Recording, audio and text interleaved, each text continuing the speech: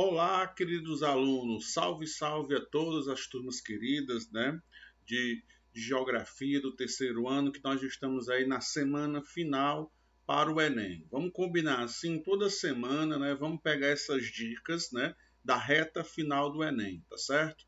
Então, todo dia a gente vai soltar essas dicas da reta final, né? Dá uma olhada no assunto, né, tenta responder antes, né? Eu sempre coloco aí, disponibilizo, né, na descrição do vídeo as questões, tá certo? Você tenta resolver e vai lá fazer. Respondeu, acertou ou teve dúvida, né? Aproveita que dá tempo, dá para fazer uma revisão do assunto, qualquer coisa, né? Entre em contato comigo, né? Se não entender o assunto, que a gente pode organizar uma maneira de sanar um pouco a sua dúvida, tá certo? Então, eu escolhi assuntos, né, que podem lhe ajudar, né, na resposta, né, das nossas questões dentro da prova de Ciências Humanas do Enem, tá ok? Então vamos lá, vamos se ligar aí na reta final de Geografia. Eu sou o professor Regis Barbosa, né, tentando de alguma maneira, né, te dar dicas importantes, né, para o nosso encontro aí das questões de ciências humanas, né? Pois vamos lá, vamos aqui ao que interessa, tá certo? Deixa eu passar aqui. Pronto, professor Regis Barbosa, Geografias, sempre junto com vocês, tá ok? Então vamos passar aqui agora para a próxima questão. Né? No caso, a nossa primeira questão, tá certo? O que é que ela vai dizer? Vamos ler o comando da questão, né? Vamos ver o que é que ela pede. Considerando os conhecimentos sobre espaço agrário. Vejam que, como eu disse, o espaço agrário ele é muito importante, porque hoje o espaço urbano ele é fruto, consequência do espaço agrário. Então, quando você entende o espaço agrário, automaticamente você está entendendo aqui um pouquinho do espaço urbano atual. Mas vamos lá, o que é que diz? E dados apresentados no gráfico é correto afirmar. Opa, então ele dá o comando para a gente observar aqui o gráfico. Então eu vou até sair um pouco aqui do meio, porque é importante aqui o gráfico, tá? Pronto. Né? Aí o que é que o gráfico diz? Ele mostra para a gente a área plantada, né? E a área de produção, tá certo? Então a área plantada, você observa aqui no gráfico, né? Que ela no Brasil ela permanece praticamente a mesma, com alguns anos um pouquinho mais, outros anos um pouquinho menos, né? Mas a produção, tá certo? Você observa um aumento, tá certo? Se eu não aumento, né, a minha área plantada, mas aumento a minha produção, isso tem um nome. O nome disso é o quê? Hein, pessoal? Essa relação, né? Se chama o quê? Produtividade, tá certo? Falei muito isso, né, para meus alunos, produtividade, né? O que é produtividade? Né? Eu tenho duas áreas exatamente iguais, uma eu produzo 3 toneladas e outra eu produzo 5 toneladas de soja, tá certo? Especificando, tá certo? Significa o quê? Que nesta área eu vou produzir mais, eu tenho o quê? Um aumento de produtividade. E como é que eu tenho esse aumento de produtividade? Usando as técnicas modernas de produção, né? Usando os insumos, né? Como a agricultura mecanizada, como inseticidas, herbicidas, né? Como a utilização de agrotóxicos, né? A utilização de irrigação, né? Eu usando uma tecnologia nesta área. Então eu aumento a produção. Quando eu aumento essa produção no mesmo espaço, né? Eu estou dizendo que eu estou o quê? Aumentando a produtividade, tá certo? Então, isso acontece demais, né, na agricultura brasileira. Se busca o aumento da produtividade, né? Eu vou produzir na mesma área, mas só que cada vez eu produzo mais. Significa o quê? Um aumento de produtividade. O item A, o que é que o item A diz? Ocorreu um aumento da produtividade agrícola devido à significativa mecanização de algumas lavouras, como por exemplo, da soja. Perfeito, né? A gente já bateu logo aqui no item correto, né? O item correto aqui é a letra A, né? Lembrando, né, as nossas exportações, né? O carro-chefe, né, é quem? A soja. Mas poderíamos citar o exemplo de quem? Do milho, né, do café, tá certo? Da cana-de-açúcar, tá certo? Da laranja, né? São produtos, né, do agronegócio com o objetivo de quê? De exportar, tá certo? Esses produtos, eles vão ter um nome, estou falando desde o início do ano, né? Vai lhe ajudar, né, na resolução de algumas questões, né? No caso aí, esses produtos primários, né, que não têm uma tecnologia, não tem um valor agregado a ele, eles são chamados de quê? De commodities, né? Então, existem vários tipos de commodities. Essa aqui são as commodities vegetais, né? Nós temos as commodities animais, que é a nossa produção de bovinos, suínos e aves, né? Que são abatidos para exportar, né? E as commodities minerais, né? Como o minério de ferro, né? Como o próprio petróleo, né? Que vai para o exterior, tá ok? Então, de sorte, né? Já foi logo o item A, né? Um aumento da produtividade devido à significativa mecanização de algumas lavouras, né? Aí a gente lembra que quem se mecaniza? O grande proprietário, o latifundiário, enquanto o pequeno proprietário, aquele da agricultura familiar, não tem acesso a esse tipo de incrementos na produtividade. Né? B. Verificou-se o incremento da produção de grãos proporcionalmente à incorporação de novas terras. Observando para o gráfico, isso não é verdade. Ó. Como eu disse, praticamente a quantidade de terras foi a mesma. Tá certo? Não houve aquisição de novas terras para aumentar a produção. C. Registrou-se uma elevada produção de grão em virtude do o uso intensivo de mão de obra pelas empresas rurais. Não, a grande característica, né, da agricultura brasileira, infelizmente, é o que? A mecanização, a utilização de pouca mão de obra. Que com isso, o que acontece? Essas pessoas não vão ter mais espaço no campo e vão se dirigir para onde? Para a cidade. E as cidades elas não estão preparadas para absorver essa quantidade de pessoas. Então, eu vou ter diversos problemas urbanos, como a violência urbana, como a questão da habitação, como a questão do emprego, né? Que a cidade não está preparada para isso. Letra D. Houve um salto na produção de grãos a partir de 91, em decorrência da total exportação feita por pequenos agricultores. Não, pessoal, lembra? Os pequenos agricultores, né, eles vão produzir bens para o mercado interno, tipo a mandioca, o feijão, tá certo? As frutas, tá certo? Os grãos, né, o grande objetivo é o mercado externo, tá ok? Letra E. Constataram ganhos tanto na produção quanto na produtividade, resultante da efetiva reforma agrária executada.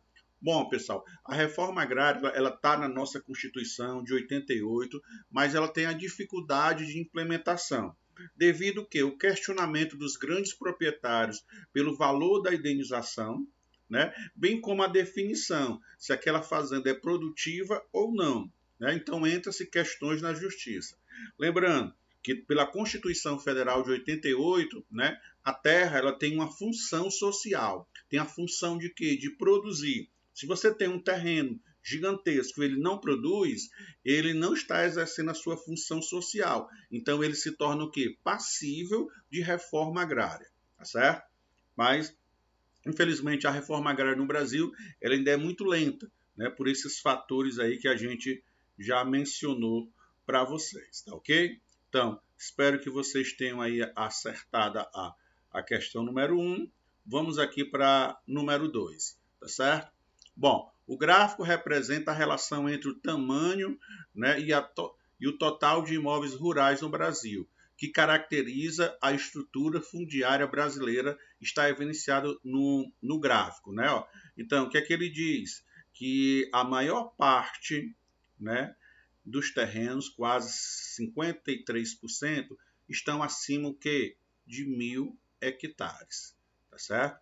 Então, o que vai predominar, né, são o quê? São os latifúndios, né, que são as grandes propriedades rurais. Mais de 50% são grandes propriedades. Né? Até 10 hectares, né, relativamente pequeno, ó, só tem 1,3. Né? Ó. Aí a gente sempre gosta de mostrar isso, né? Quando eu tenho, né, a gente gosta de imaginar aqui 10, né, para representar 100. né, ó, 30% das propriedades rurais estão na mão de quê? De pouquíssimas pessoas, cerca de 80% da área, tá certo? Enquanto a maioria dos produtores, né, eles vão deter apenas o quê? 20% da área, né? Ou seja, há uma concentração, né, das terras na mão de pouca pessoa, né? Isso se chama o quê? Concentração fundiária, né? Então essas grandes propriedades, elas vão praticar o plantation, né? Lembra do plantation? São o quê? São enormes fazendas, enormes latifúndios, aonde vão plantar um único produto, né? No caso a monocultura, com o objetivo de exportar para o mercado externo. E isso se chama o quê? Plantation, que foi introduzido no Brasil no período da nossa colonização. E até hoje a gente pratica demais o plantation. O primeiro plantation no Brasil foi de quê? Da cana-de-açúcar. E hoje as grandes fazendas do centro-oeste, do sul, né, entrando já para a Amazônia, um pedacinho do nordeste, são os plantations de soja. A grande diferença que o início dos plantations, eles utilizavam o quê? A mão de obra escrava, né? E hoje os plantations estão usando o quê? A mão de obra barata? Nem isso é, pessoal. Eles estão utilizando o quê? A mecanização, as máquinas, tá certo? Então, o gráfico ele vai representar claramente, né, a concentração de terra, o quê? Na mão de poucas pessoas. Coincidentemente, também é o quê? A letra A. A existência de poucas terras agricultáveis? Não, o Brasil tem muito. O domínio territorial dos minifúndios? Não, quem vai dominar o Brasil são os latifúndios. A primazia da agricultura familiar? Não. A agricultura familiar ela vem lutando para sobreviver.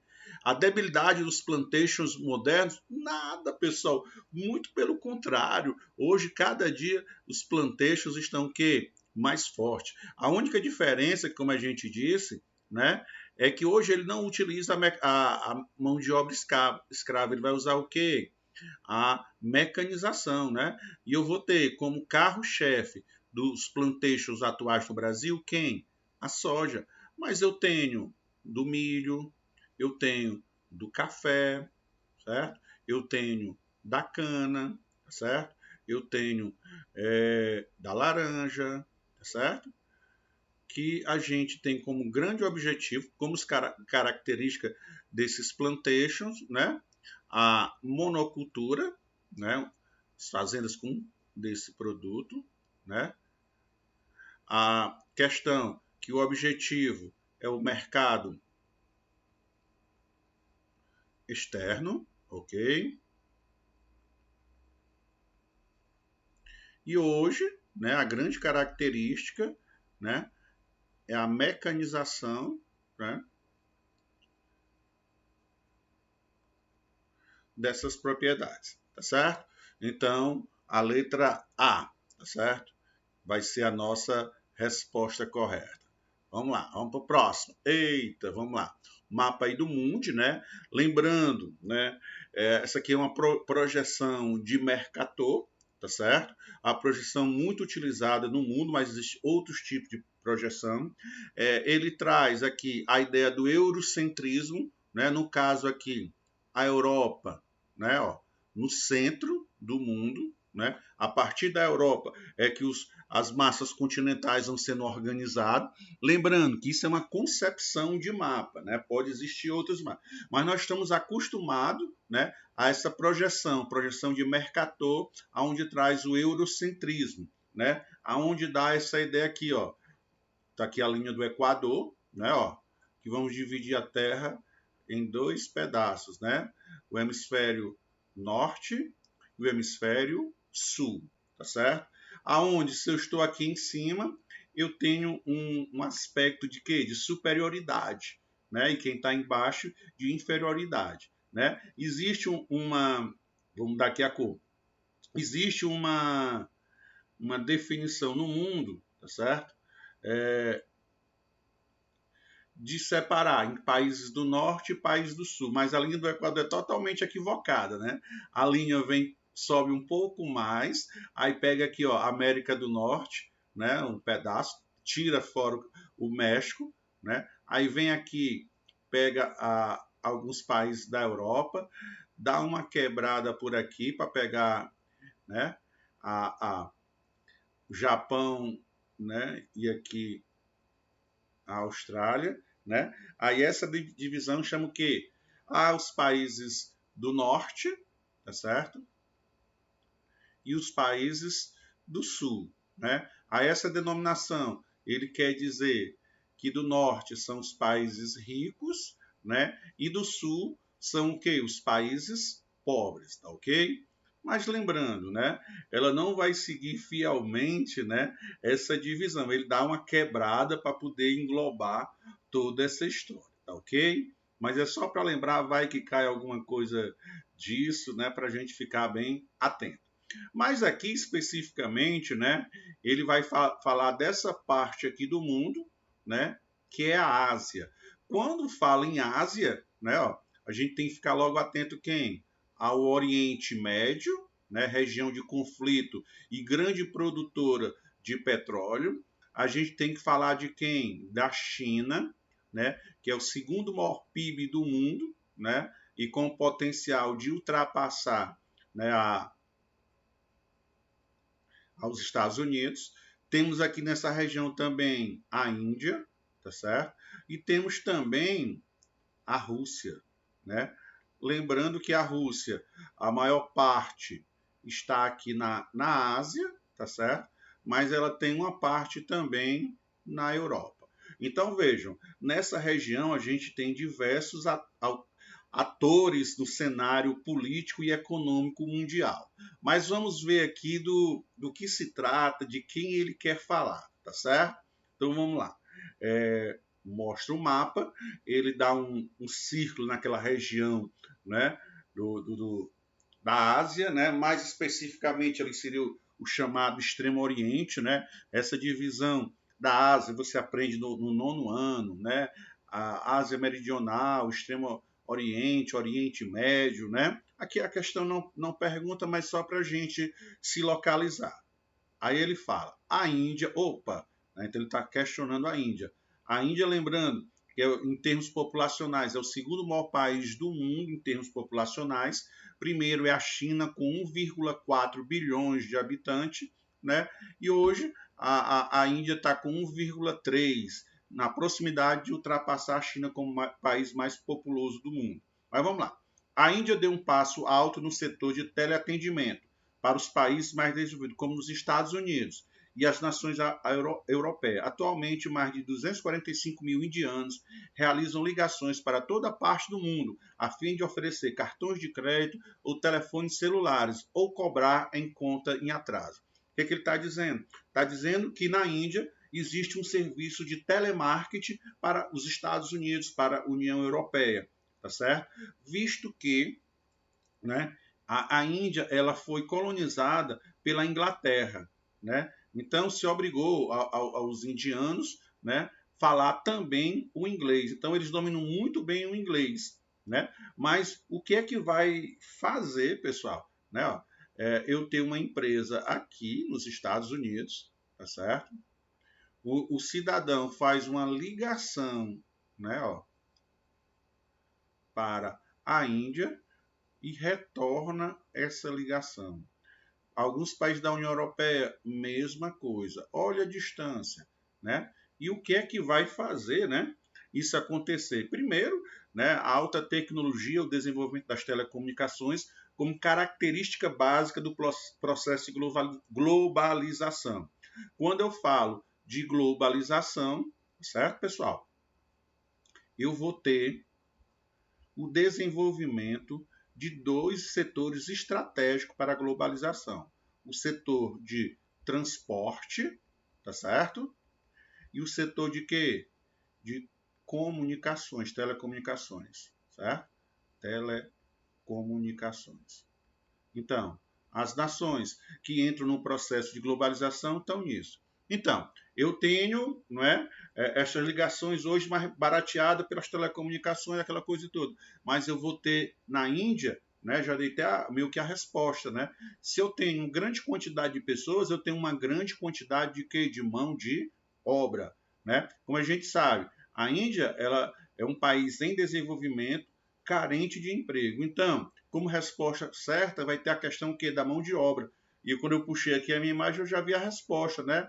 Devido o quê? Ao custo de mão de obra local, tá certo? Então, como eles têm o domínio do inglês, devido à sua colonização durante muito tempo, eles foram dominados pela Inglaterra, que impuseram eles a aprender a língua, tá certo? Então, como certo, temos o que? O custo da mão de obra local, ou seja, mão de obra barata, tá certo? Coisa típica aqui dessa região, devido que a grande quantidade de pessoas, tá certo? Vamos aqui para 4. Opa, deixa eu só me deslocar aqui para, né? A 4, o que é que ele diz? Vamos ver aqui o comando, depois a gente vai observar o mapa. Na imagem é ressaltado, em tom escuro, um grupo de países que, na atualidade, possuem características políticas e econômicas comuns. Sentido dele, oxe, tá certo? Ó. Então aqui, né? Você tem que conhecer um pouquinho, né? Brasil, tá certo? Aqui, África do Sul, tá certo? África do Sul. Aqui, vamos fazer uma questão sobre ela. Quem? A Índia, tá certo? Aqui, a China, tá certo? E aqui, a Rússia, ok? Pronto. Então, quando eu consigo detectar esses países, eu lembro logo que esse grupo de países, né, eles formam um conjunto de países, não formam um bloco econômico, mas que são países que estão em desenvolvimento e se reuniram para tratar de estratégias comuns que possam beneficiá-los, né? Esse grupo ficou conhecido como BRICS, né? O acrônimo, né, da letra de cada um, né? Deixa eu botar aqui. B de Brasil, R de Rússia, I de Índia, né? C de China, né? E S de África do Sul, né? O BRICS, né? Grupo de países que se aliaram, né? Que não são países desenvolvidos, mas são países com alto potencial de desenvolvimento, para tratar de estratégias comuns, tá certo? Isso é uma dica para a gente pensar o que nos blocos econômicos, né? Aqui em cima, né? Nos Estados Unidos, eu tenho o NAFTA, né? Que é o Canadá, né? Estados Unidos, certo? E o México, certo? Eu tenho aqui o NAFTA, ok? Que lógico que quem vai se dar de bem nesse bloco econômico é os Estados Unidos. O México é mão de obra barata. Aí por aqui, Brasil, Argentina, Paraguai e Uruguai, né? Eu tenho quem? O Mercosul, tá certo? Que eu vou ter Bolívia, né? Venezuela que estão ingressando, né? Aqui nos na Europa, né? Eu vou ter a União Europeia, né? Que ultimamente sofreu algumas baixas, né? Principalmente com o BRICS, né? Que é a saída do Reino Unido da União Europeia, que eu vou ter como grande característica o euro, tá certo? No Enem, acho que há 2 anos, caiu os países da União Transpacífico, né? Os países que ficavam aqui localizados, banhados por quem? Pelo Oceano Pacífico, tá certo? Então, sempre cai alguma coisa relativa à questão dos blocos econômicos, né? Se tiver tempo, dá uma olhadinha aí os objetivos, a localização desses blocos econômicos, tá ok? Bom, então, né, o que ele diz que vai encaixar melhor? Eu disse que esses países não eram desenvolvidos. Se eles não eram desenvolvidos, são países em desenvolvimento, são países emergentes. E eu dando uma olhada aqui, né, visualizei imediatamente o que? A letra C. Né? O que diz aqui para a gente a letra C? Instituir fóruns de discussão sobre o intercâmbio multilateral das economias emergentes. Letra C. Olha aí como é boa essas questões, né? Se a gente pudesse, a gente passava o dia todinho só resolvendo essas questões de geografia. Mas nós vamos resolver de 5 em 5 e se der tudo certo, vai lhe ajudar, né, na resolução, né, das questões, tá ok? Né? Dá uma força aí pra gente, pessoal.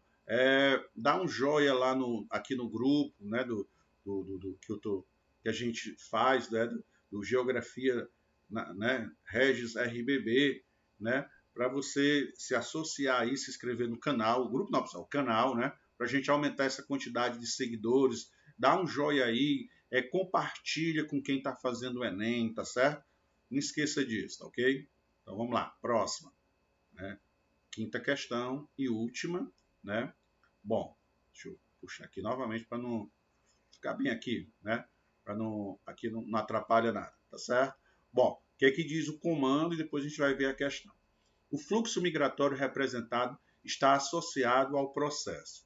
Então a gente olha aqui para a imagem, né? Ele fala que o mapa está representando a região metropolitana de Belo Horizonte, né? Lembra que quando a gente fala região metropolitana, eu tenho uma cidade central e a elas eu vou ter várias outras cidades ligadas, né? Que vai ter um grau de dependência por diversos aspectos, mas principalmente pela questão de emprego, tá certo? Pela questão de educação, pela questão de saúde. Como assim, Regis? As principais empresas vão estar localizadas nessa cidade principal aqui, tá certo? As principais faculdades, as principais escolas estão aqui. Né? Os principais hospitais vão fazer que essas pessoas tenham fluxos, o quê? Diários.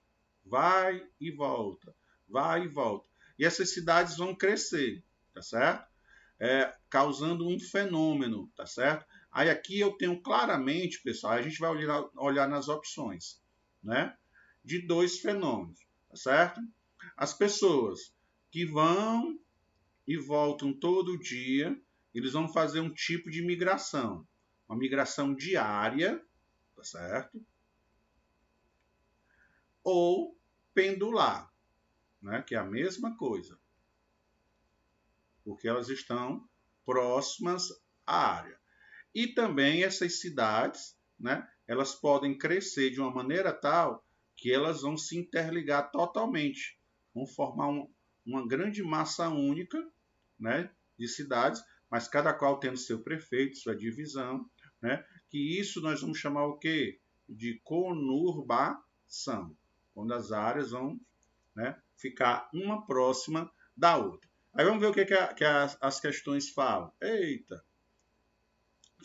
Fuga de áreas degradadas. Não. E lembrando que aqui ele mostra claramente, né, esse fluxo aqui, né, que vai, né, volta, né? Ou seja, as cidades vão estar super interligadas com quem? Com Belo Horizonte, né, na região metropolitana. Busca por amenidades ambientais. Gente, não tem isso para a gente observar no mapa. A inversão da hierarquia urbana, não dá para a gente você perceber isso. Agora, a conurbação entre municípios contíguos, exatamente, contíguos que são interligados, que um vem em seguida do outro, tá certo? Então, como resposta correta, eu tenho o quê? A letra D. Beleza? Show de bola, né, meus amados? Então, vejam, a gente respondeu aqui 5 questõezinhas, né? De preferência era bom você ter resolvido antes. Teve dúvida, entre em contato com a gente, né? Aí no nosso canal, né? O canal Regis RBB, tá certo? Aí vejam o seguinte, né? Não esqueçam, né, de fazer, né, a sua inscrição no canal, dá um joia, compartilha com algum amigo seu, tá certo? Vamos fortalecer, né, essa semana, né, esse canal de interligação aí para a gente preparar você com algumas dicas, tá ok? Fique bem, né? E até o nosso próximo encontro, né, com as dicas para o Enem. Não esquece de dar um joia. Ah, já sou inscrito, tá certo? Pois compartilha com alguém que não foi inscrito. Eu não me inscrevi ainda. Pois se inscreve também, tá ok? Pois fique firme e forte, confio em vocês, no Enem e vai dar tudo bem. E até o nosso próximo encontro.